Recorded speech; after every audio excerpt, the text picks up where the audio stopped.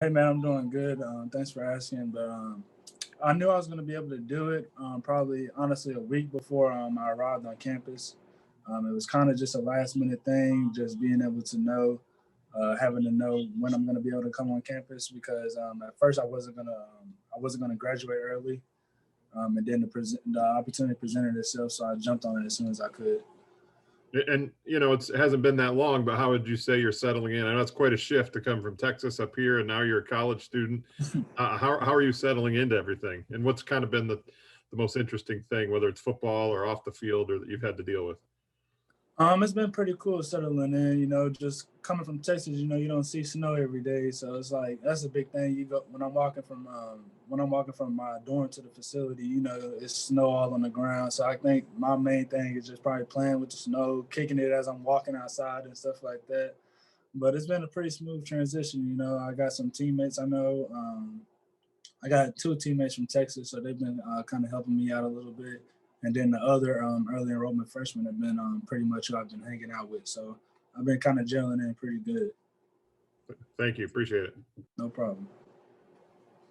Our next question is from Chris Solar, the Detroit Free Press. Hi, Cam. Good to see you and good to meet you. I guess the first logical question after that was, did you bring a winter coat with you, or did you have to get one when you got here? I brought a couple of North Face jackets, but then I got a Michigan State. They provided us with a pretty bigger coat that I wear every day now. So that's been my pretty much go-to as I've been out here. I figured that's probably keeping you a little warmer. I guess, can you kind of touch on your relationship with Hamp? I think I read somewhere that you guys started working out a little bit together during all of this. I mean, can you kind of extrapolate on how you guys connected and what you guys did? Basically, we just connected through the school. He reached out to me after he saw that I committed to MSU because he committed first. And he was just like, we don't stay too far down the street. It'd be pretty cool if we could hook up, throw some routes and stuff like that. So that's pretty much how that went. And then I went to meet him. It was probably about 30 minutes away from my house. And it was pretty cool to see him for the first time. I wasn't expecting him to be as tall as he was. Me, because I'm always the tallest one out of everybody. And then I meet him, and he's like 6'6". So that was a pretty exciting experiment. And from your position group, I mean, was the chance to maybe get some early playing time, how much did that factor into your decision to get here early to kind of get a jump start? Yeah, I mean, it always factors in. I mean, you can get playing time at any time of year. It don't matter if you're a freshman through a senior. It just depends on who's going to come in and put the work in. So, if you're willing to come in and put the work in and be able to earn the spot, I mean, that's what you have to be able to do. Nothing's guaranteed at this point. Our next question is from Stephen Brooks with 24/7 Sports. Hey, Cam. I wanted to ask you, how much before you came were you able to? I'm just curious about your process of learning the offense. When do you dive into that? Did they send you some stuff, playbook stuff to figure out while you were home, or does that start when you get here and you sort of have meetings on the side other than your weight room stuff? Just curious how you're going about learning the scheme as you look towards spring ball in a month or so.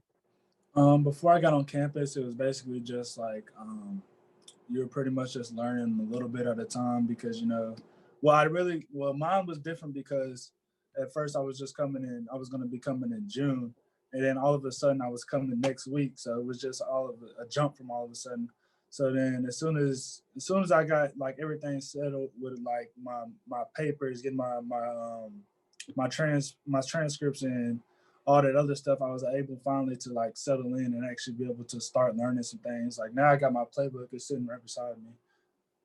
So I mean, I'm in that. I basically have the whole offense in my hands, and then I have a tablet which I'm actually on a Zoom call with, so I can do watch all my film. There's an app on there I can watch film from anything you can think of, and that's pretty much all that I've been using. Just using that to give me a head start and learning how to digest the playbook. Is that all on your own, or are you having some meetings with coaches already and everything? No, I have meetings with. I have an individual meeting with just me and my position coach. every Tuesday and Thursday alone. And then I have a group meeting that when we all come together and that we just come in and talk about more complex things and just breaking it down one by one. So both of those meetings help me out a lot though. Got it. Thanks, Cam. No problem. Our next question is from Eli with the State News. Hey, Cam, thanks for taking some time today. Just curious, we talked with Mel a little bit earlier. He said that you've really been standing out in the weight room so far. So I'm just curious, how's it been, getting into the college weightlifting program? And then how's it been trying to balance that in college at the same time, especially since you kind of just hopped into it within a week where you weren't really expecting to? Honestly, the first day was pretty tough. The first and second day were pretty tough. I mean, I really didn't know what to expect just jumping into it right from high school workouts. The main thing about it was just really fast paced and it kind of threw me off guard. But coming from where I'm coming from, we play from Texas. At my school, we work out 7 o'clock in the morning. We're going full, whatever we can, full intensity. So it really wasn't a problem to me jumping into the workouts like that.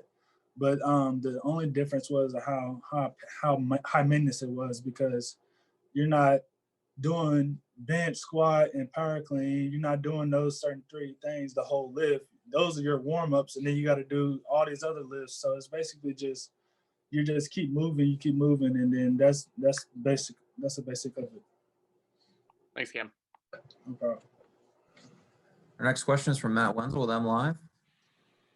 Hey, Cam, all your stuff that your mom shipped up, make it to you? Yeah.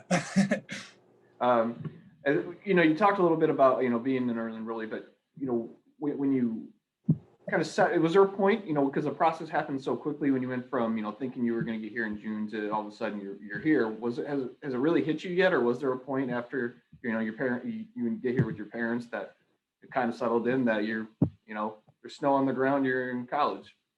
Yeah, it probably hit me. It didn't hit me that weekend when my parents were in town. It probably hit me the moment my parents, when my mom and them said goodbye and they were going back. That was probably the moment it all hit me that like I'm out here on my own and I have to be responsible and do what I need to do in order for her to be able to come back and me go see them whenever I can. So I know that I have to go out here and handle things in order for those things to be accessible. Is there any, obviously, like anybody who's a new student, whether you're playing football or not, there's a, acclimation process. How much does the COVID situation where the university is basically telling you to stay away from other people, and that's what the, health protocols are. Does that kind of complicate, getting everything settled in? Not really, because I've been pretty much settled in for a couple of days now, but it does kind of affect with like your social group, because you want to get out. You're a freshman, you want to get out and meet new people because you don't know anybody out here.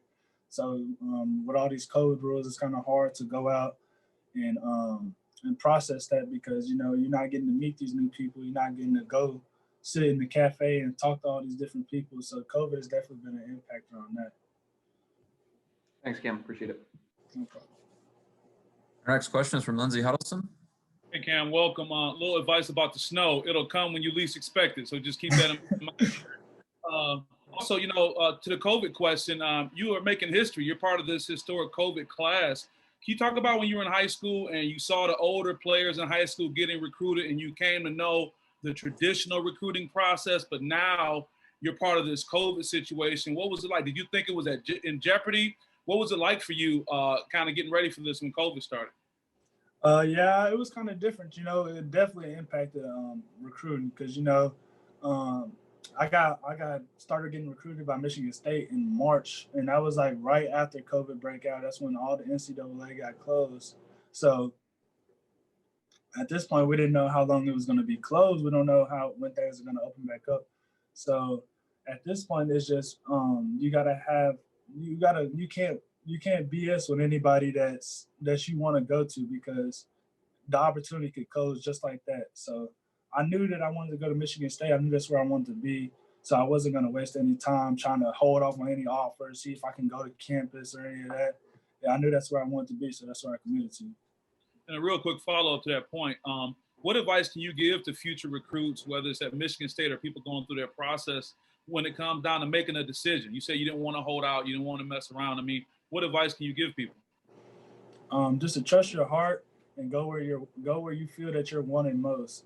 Because I feel like everybody can show like that they want you here and that they love you so much, but you can tell the real from the fake. I mean, one coach is gonna try to he's gonna really be trying to recruit you, and then on the other hand, like how my coach, Coach Gilmore was, it's just like he's gonna show you realness. He's gonna show you that he's gonna be your father figure out here and that you can depend on him, and that's what I really wanted in the coaching staff. Wow, thank you for that. Good luck. Thank you. Our next question is from Rico Cooney with Spartan Magazine.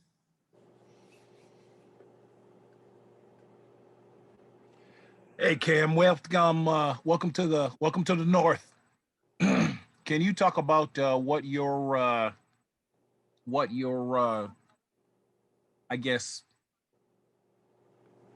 what you think you can do in your first season here? I mean, what are your goals? I mean, is it your goal to get on the field as a starter, or how are you approaching this whole process?